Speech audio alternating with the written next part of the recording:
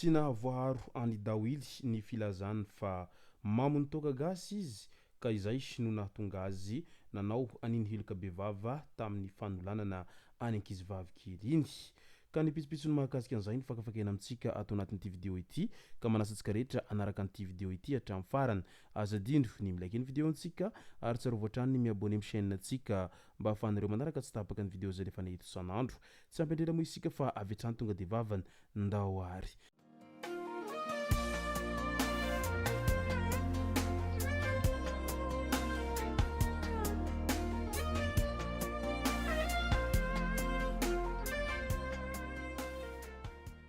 Ny tonga tsy miarahaba hono no namantezitra ka dia faly miarahaba isika rehetra mpanaraka tsy tapaka an'ity chaîne ity tenako amin'ity androandroany ity arakin'izay efa natsipiko zay dia ny mahakasika ny toy ny raharaha Dawily no tena iompanan-tsika ato anatin'ity vidéo ity fa milohan'izay dia andao aloha ho resantsika ireto tsara ho fantatra manaraka ireto. Any farafangana mihetsiketsiky ny solombavambahoaka Velimihoatra Painsar izay voafidy tao amin'ny distrikan'ny farafangana iny. Amin'izao ririnina izao dia mikarakara forazaza faobe maimaim-poana ny tenany izay iarahany miasa amin'ny fikambanany dia maro lahy anaky. Hisitraka izany avokoa ireo commune 13 mandrafitra ny distrikan'ny farafangana iny. Amin'ity androandroany 12 Jolay no hanomboka ny famorana ho an'ny commune Ambonivohitra efatsy. Hotohizana ao amin'ny commune Ambonivohitra Ambalavato Atsimo izany ny alahady 13 Jolay. Efa maro ny asa fampandrosoana nataon'ity olom-boafidy ity tao amin'ny distrika izay nahalany azy. Eny fa na dia mbola fotoana vitsy monja aza no nandraisany izany toerana mahasolombavambahoaka izany. Tsara laintahaka ny ezaka tahaka nytony satria miezaka manakaiky ny vahoaka hatrany ity solombavambahoaka izay voafidy tany farafangana ity. Tsapany ity solombavambahoaka ity fa ny fitia mifamaly tahaka an'izao no mahalava fiarah-miasa sy mahalava fihavanana eo amin'ny vahoaka izay nifidy sy nampandany azy amin'ny toerana mahasolombavambahoaka azy izao satria raha tsy nisy ny vahoaka nifidy dia tsy tonga teo amin'ny toerana mahasolombavambahoaka io izy ka izay no antony mahatonga azy manao an'izao hetsika rehetra izao mba hoentina hanapirofona amin'ny vahoaka fa tena ankaiky ny vahoaka hatrany izy ary miara misalahy amin'ny vahoaka amin'izay rehetra atao. Eo amin'ny resaka TVA indray nankatoavy ny filan-kevitry ny minisitra tamin'iny andro ny afako omaly iny ny fampitana ambava momba ny circulaire fampiarana ilay TVA 200 amin'ny zanabola hampiarana amin'ireo mpindram-bola eny amin'ny banky. Nofaritana ao anatin'ity fampafantarana ity ireo toromarika rehetra avy amin'ny filohan'ny repoblika izay milaza fa tsy ho voakasika amin'ilay hetra ireo olon-tsotra sy ny microfinance. Raha izany no izy dia miatra vetrany araka izany ilay TVA 200 alaina amin'ireo izay mpindram-bola eny amin'ny banky manomboka izao raha araka an'izay dinidinika sy ny fanapahan-kevitra nandritra ny filan-kevitra na minisitra izay. Any Ikongo iny indray nalaza be mantsy tato ato zay fa nisy resaka tazomoka sy tazomahery-vaika tany amin'iny Ikongo iny ary isan'ny maro ireo mponina tany an-toerana tany no lasibatra tamin'izany ka naharary. Ambony nitahan'olona voan'ny tazomoka ao amin'ny distrikany Ikongo araky ny tatitra avy amin'ny foibem-pibaikoana miady amin'ny tazomoka any an-toerana any dia olona 60 tamin'ireo 20 nanaovana fitiliana nanomboka ny 3 ka hatramin'ny 9 Jolay lasa teo no fantatra fa mitondra ny aretina izay manome ny taha 70 isanjato fokotany 5 ao anatin'ny commune 3 no nahazona ireo vokatra ireo. Efa manao ny asany ny iraka manokana nalefan'ny filoham-pirenena izay tariny BNGRC miaraka amin'ny ministerin'ny fahasalamam-bahoaka ny hery fiarovana sy ny filaminana ary ireo mpiara-mombona antikahafa.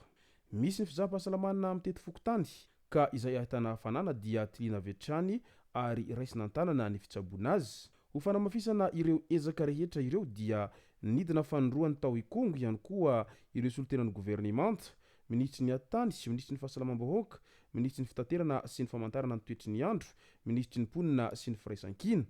Midika izany fa mbola miady mafy ao anatin'ny tazomoka araka izany ny vahoaka any Ikongo any amin'izao fotoana izao noho ny fianak'izay aretina tazomoka any an-toerana any izay nahitana olona maro no lasibatra amin'izay resaka tazomoka any an-toerana izay na dia efa nandefa anireo karazana fanafody isan-karazany azy ny mpitondra fanjakana toy ny CVO sy ny maro hafa dia hita fa mbola manano sarotra ny fifehezana an'izany resaka tazomoka izany any Kongo any amin'izao fotoana izao.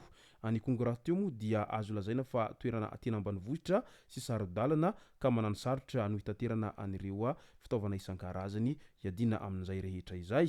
Ka ivavahantsika zany nivoaka ny Kongo mba ho salama vatana soa aman-tsara ary mba ho fongotra hatramin'ny fakany ity resaka tazomoka any Kongo ity izay isan'ny tena mamparary ny vahoaka any an-toerana any. Andao amin'izay ho resantsika ny mahakasika ny raharaha dawily. Naharitra ora iray teo ny fitsarana any Johnny William Andriana Ambintsoa fantatra amin'ny anarana hoe Dawily izay nanolana any Harena zazavavy kely 9 taona teny Mieritsetosika ny andro ny 3 Martsa 2024.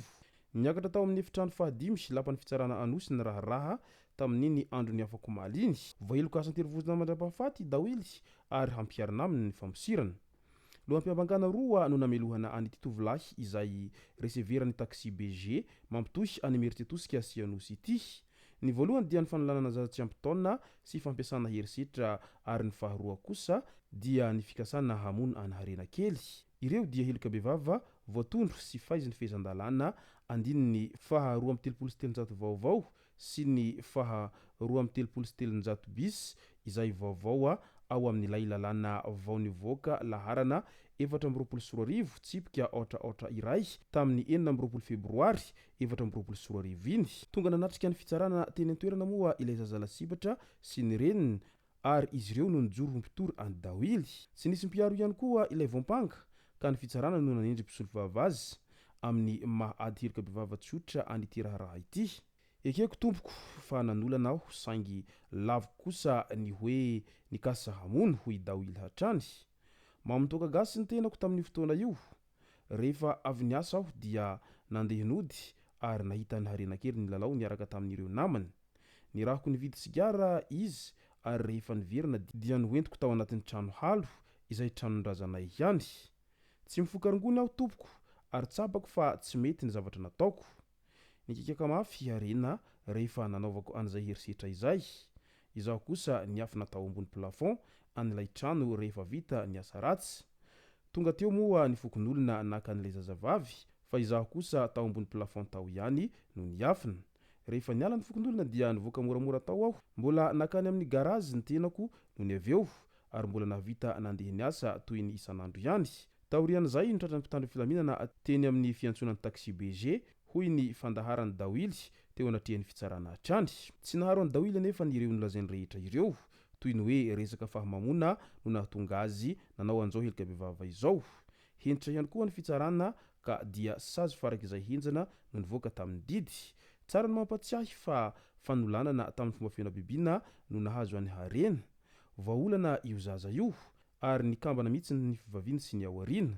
Novonoiny Dawily izy ary efa nofonosiny tamin'ilay ilay zaza rehefa noheveriny fa efa maty. Feno may ny vatany Harena satria nodorany ity resevera tsy matahotody ity tamina sigara. Nahitana may ny sofiny, ny ranjony sy ny feany. Nanamparany Dawily herisetra i Harena kely rehefa nikikika tamin'io fotoana io. Araky ny fanazavana hely nandritra ny fotoam-pitsarana hatrany tamin'iny andro ny afako maly atoandro iny. Nangataka onitra 4 tapitrisa ariary moa ny mpitory tamin'ity raharaha ity. Araky ny didim-pitsarana dia didiny fitsarana handoa onitra sy ny lany rehetra tamin'ny fitsarana ihany koa ilay voampanga. Ninninona ny fanazavana arak'izany ninninona ny fiarovantena noentin'ny Dawily dia meloka foana izy eo anatrehan'ny lalàna sy eo anatrehan'izao tontolo izao satria nanolana sy nikasa hamon'olona. Lehilahy lehibe ny tena ka tokony mba nieritreritra ihany mialohany hanao zavatra fa tsy sanatria akory ny baiko nitoka ka lasa nananao fahatany. Izay no masaka azonarosy tao anatin'ity video ity tompoko lasy tompoko vavy misaotratsika rehetra nanaraka an'ity video ity hatramin'ny farany. Azandino ny milaka ny video antsika ary tsara voatrany ny miabone amin'ny chaîne antsika mba ahafahanareo manaraka tsy tapaka ny video zay rehefa nahita isan'andro. Tompoko lasy tompoko vavy mankasitraka dia mirary soa.